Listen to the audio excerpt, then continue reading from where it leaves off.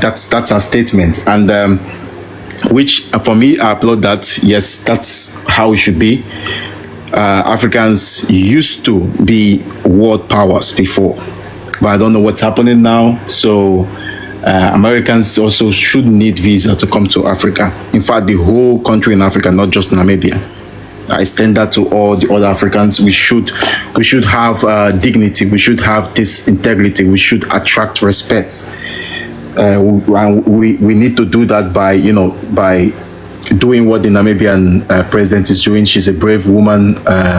We always respect women in where I come from the Biafran territory. We always embrace women. We have leadership, women leadership. It's a structure we have before the British came. We also have that till date, and we inculcated that in our religion, in the religion we got from the colonial masters as well. But let me just go straight up to, some other pressing topics. Now, coming African problem as general, because I like solving problem when I look into the root cause. If you want to solve a problem, go to the root cause. Then you can now offer a proper solution for that problem. Now, let me just quickly lay down the root causes of African problem. First of all, I would say the border creation by the Europeans, because I don't want us to see this thing with just one shallow view. We should look deep into those border creations. These people don't just create something; they create something that will hurt us in years to come. So this border creation, it's something that it's still making them emboldened. There are some countries that have already broke out free from this border creation. Like I think some countries left South Africa, and they're still living in peace with South Africans. They have their borders. They're peaceful. They don't have any border issues like country to country issues. Some other countries also, like Ghana, when they came, they changed the name. They answered a different name.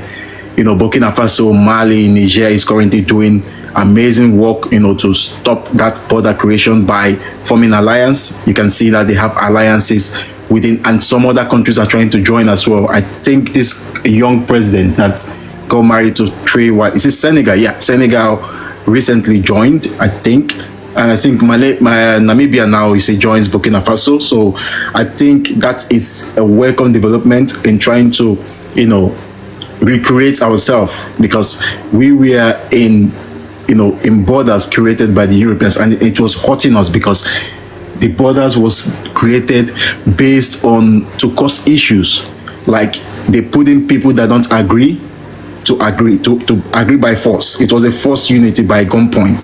So it wasn't based like in Nigeria. Nigeria is a lovely country. Just the major problem happening in Nigeria is the creation of the British, by putting people of conflicting value system together, and you want them to work together. How possible is that? If you want to have genuine unity, it should be willingly. It should be people that have same value system should come together to form a unity, not people with conflicting value system will come together to form a unity. Like there's a question that host asks, if Nigerian and Headman, they're saying if Nigerian has women in the government. Look, in Nigeria, that's some region, I don't want to mention names, region. Some region, you can make a research yourself. Some region don't allow, they don't buy to such ideas. Like, for example, they don't really, they see the woman like the woman that what she only needs to do is to stay in the kitchen. That's the way they see the woman. But we, in our own end, we see the women, we always give them that respect. We give them political posts. That's our structure before the British came, and it's still our structure. So if, for example, my people comes in and say, okay, let this woman be a president, the other region is going to oppose. No, we don't see women like that the way you see women. So these are conflicting ideas. These are conflicting value systems. Just like Namibia has the first, their women, the woman is in charge. That can't happen in Nigeria, to be honest. That's just impossible. Let's just go down to another root cause. Another root cause, it's the religion that was brought to us. These things are imposed to us. These things control us whether we like it or not. For example, there was a time a pope made a pronouncement from Rome. You see, Africans started discussing it. Almost the whole African that were Christians started discussing about that declaration. What's our business with what Pope is declaring from all the way Italy? Is there anything we discussed in Africa that's affected Europeans? They don't give they don't give them about us. We don't want to know what we're suffering as Africans. They don't care. What they care about is the resources. That's what they care about. Now you see some of our president, the leaders, they go to maybe Israel, they go to Mecca, they go down, they spend money. This money comes from the country's budget. They just go there just to do religious rituals and rites. But this shouldn't be, and this is also a security risk. Have you ever seen Donald Trump, or the president of America, left his country and went to Israel to do maybe Easter celebration or something, or Obama goes to Mecca, to do, left America and went to Mecca? These are the things we're saying. We are exposing ourselves wrongly to the world. We shouldn't be doing all this. We should have our own dignity. We should know who we are, not just following what the Europeans want us to follow. Like the African Union building, I heard it was built by the Chinese. Why would the Chinese come to build an African building for us? How does that make sense? That the 50-something African countries cannot come together and build an African Union building. It was a Chinese, all the way Chinese from thousands of miles. And you think Chinese will build that without having something to benefit? Is that what we think? Do you know if the rooms are bugged? Do you know what's going on in what they put inside the halls or what they put on the seats? It's just like Africa and Africans going to build, maybe South Africa or Namibia going to build a hall for Chinese in China. Let's understand how international politics makes an impact to African life. The other time, one of the African Union presidents, he wanted to bring in Israel into African Union. How is that? How, because of the conflict that Israel and Palestine was having, for him to be able to buy support from the African people. Why would you want to bring Israel into African Union? That is, even down in Israel hardly gives asylum to Africans. Why do we do that? Even in China, it's difficult to get asylum in China for Africans. But the way they treat us, without respect. The other day in Nigeria, a Chinese, he's a foreigner. Yeah, he came in. He ordered a policeman to pew an immigration officer of Nigeria, and the policeman did it. He did it. So these are the things we're still suffering that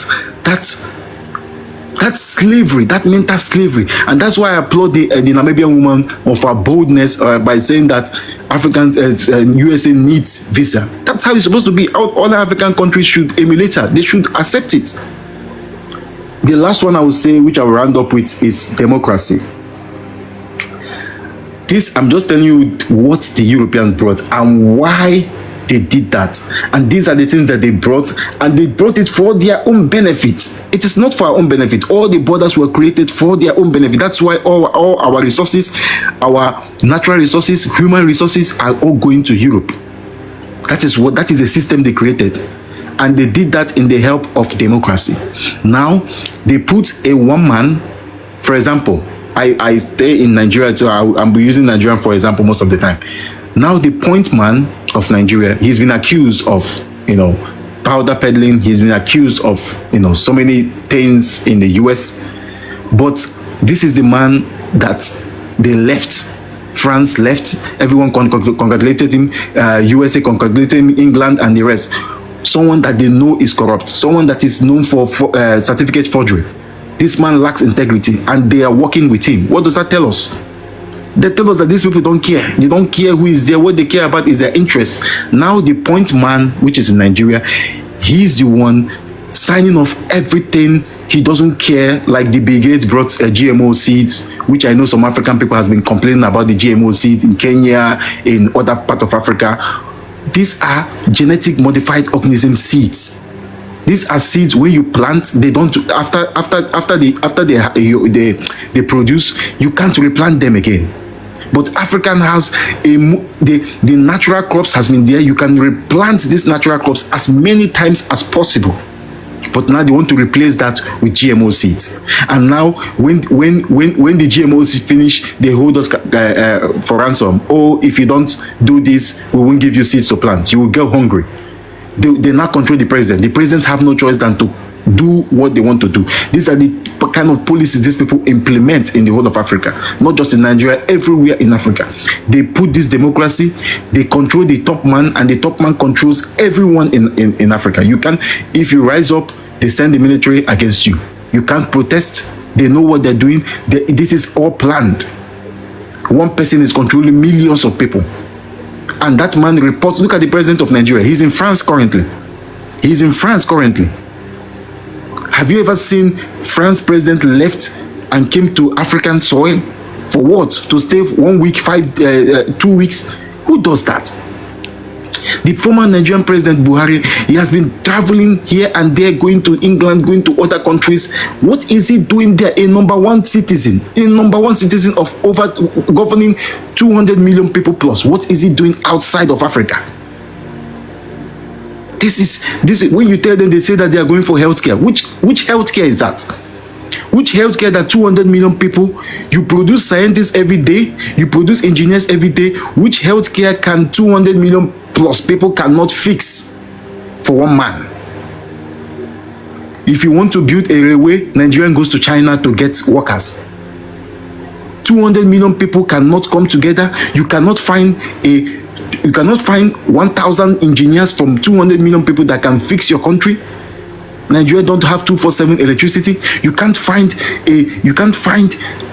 engineers that can fix electricity problem permanently. There are 6 ways of generating electricity. You have solar, gas, wind, hydro, so many other means you can generate electricity. But these people don't do it. They want to keep African down so that Nigerians cannot have information. Because, for example, when you have electricity, for example, you have electricity now, you can produce, you can generate, you can start manufacturing, you can start producing things, you can start thinking. That is what electricity makes you do. In Nigeria, you cannot even make a 5-minute call without having internet disruption. How can you develop? How can you advance when you don't have 24/7 electricity? How can you build? How can you network with the world? How can your citizen? That's why you see most times if you see Nigerians speak, you just feel sorry for them because they lack information. It's not really their fault. It's because of the government. This is a deliberate act. How can Nigeria is the only country in the world, I mean in the world, go and make your research, that don't have a 24/7 electricity. They don't have. So and a good hospital and no basic amenities in Nigeria. And who is trying to sustain Nigeria for whose benefit? Who is keeping Nigeria to be together for whose benefit? Is it for the Nigerians' benefit? Do Nigerians get benefits? Benefit is something that you don't pay for. Nigeria don't give you anything without you paying for it. Even your passport, you have to pay for it. It's not free in Nigeria. So what are the benefits in Nigeria? You don't have no benefits. How can you now? That's why when I see Nigerians speak about African problem, or I just get sad and angry. What are you speaking about? You have to solve your own internal problem before you talk about African problem. What do you know about African problem when you have problems in Nigeria scattered all over? You don't have security. You don't have lights. You don't have proper healthcare system. People, the other day, a man's wife died.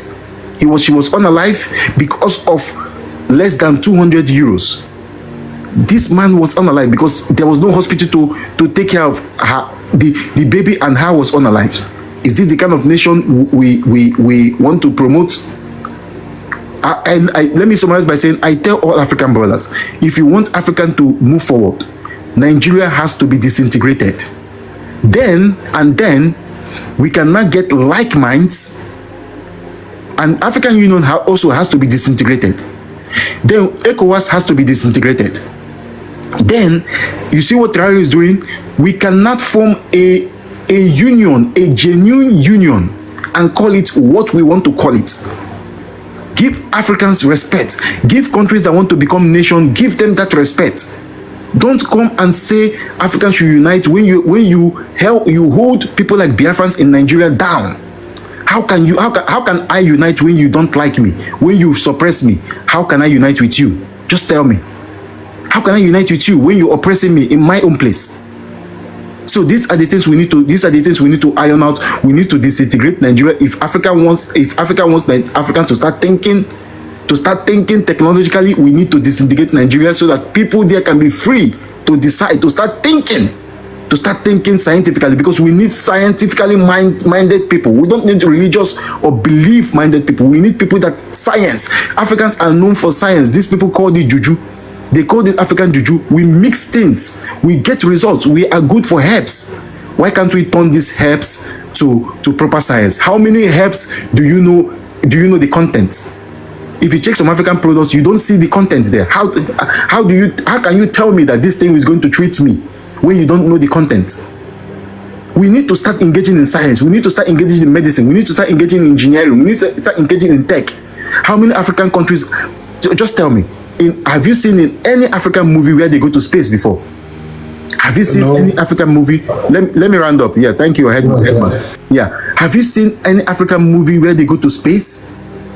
The only thing they act is about love, king, this, that, corruption, this. They don't act when they go to space, because you can't give what you don't have. We need to start going to space. We came to this world. We are all human beings in this world. We need to start exploring our environment and exploring space. This is for everyone. We need to start doing things by our own self. Going to moon, going to anywhere we want to go to. Let us do it by our own self. Thank you, Headman.